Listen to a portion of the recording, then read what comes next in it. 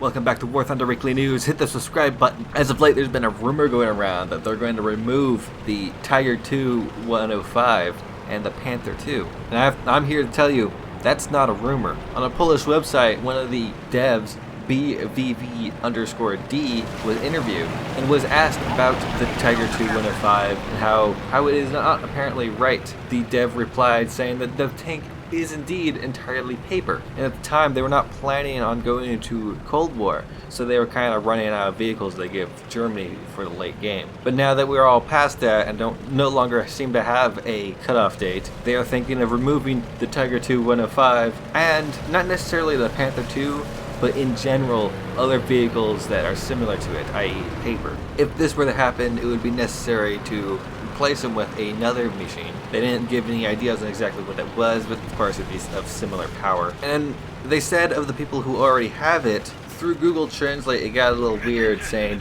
we will probably let them stop them. I'm not really sure what that means. What I'm assuming what they're going to do is the same as they had done in the past with things like the OS-2Us and those Russian bombers they got rid of. Is that if you already own it, have researched it, bought it, I think maybe even only need to have access to research it, then it will stay in your tech tree and you can use it as you like. It'll just not be available for new players or people who haven't gotten it. Essentially, it and other paper vehicles like it will become rare vehicles, and it will be one of the very few rank 5 rares. In this Polish Q&A, there were two other questions I want to go over. There's a lot of other ones, but they were unnecessary. There's a little talk of more modern vehicles, which you kind of already get the idea we're getting more modern vehicles, especially with talk of the M1A1 in the M1's dev blog, and a few other things that went over during the last patch announcement. Unfortunately, to talk of modern jets, there was a question of the open naval test, and the dev replied, at the moment, we plan to launch a closed Navy test with functional development trees and more testers, which alludes to OBT being closer. The other question I want to bring into hand is when we talk about helicopters, and it seems they're still discussing the idea whether they're going to add helicopters or not. There was an update to Enduring Confrontation. The major thing that was changed is now how the front line system works. Originally, the game would only pay attention to who owned what squares on the front line, but now the entire map, the game takes note of who owns what. This will get rid of enemy units appearing in friendly territory. Along with addition, they have a new event, a air supremacy.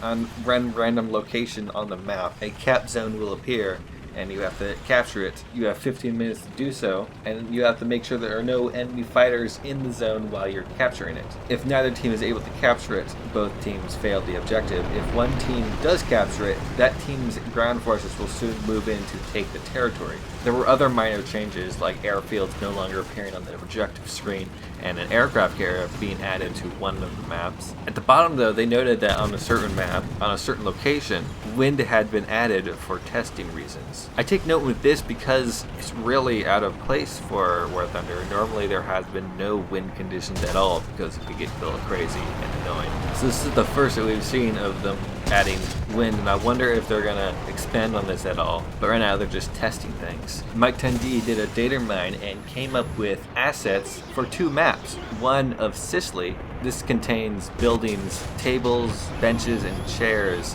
So you could assume this is going to be a tank map, which makes me wonder if they're going to add Italian tanks soon, maybe next update. We had a similar situation with the French tanks, as the assets for a French map appeared long before the tanks were announced. The other map were rather low detail assets of American buildings. The low details suggest that it's perhaps going to be an air map, an aircraft map. Of these buildings, none of them really stick out and look like anything particular. One of them kind of looks like the White House, although unfortunately the roof is wrong. So it's hard to say where exactly this map will take place, though I doubt it's going to be a large city like New York. Personally, I would very much love to see a DC tank map. You could do it Fallout 3 style and have trenches in the mall running up to the Capitol building. Have it be themed after a Soviet invasion.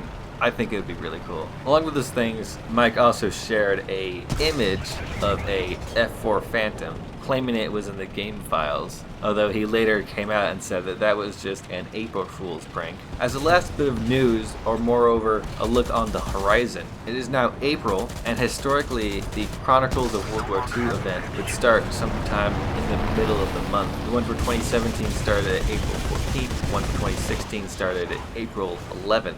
I wonder if they're planning on doing events like they did this April Fool's event, although hopefully not in 3 days. It's ridiculous. Where you have to collect parts and you can sell them on the marketplace. But anyways, thanks for watching. I hope you enjoyed this video. Hit that like button. I make these news videos about every week. This one's a bit off schedule because of an event that happened. They normally come out around Sunday. So if you want to see more, hit the subscribe button. If you want to be notified whenever I upload anything, hit that bell icon. You should get a notification. Thanks for watching. Have a great day.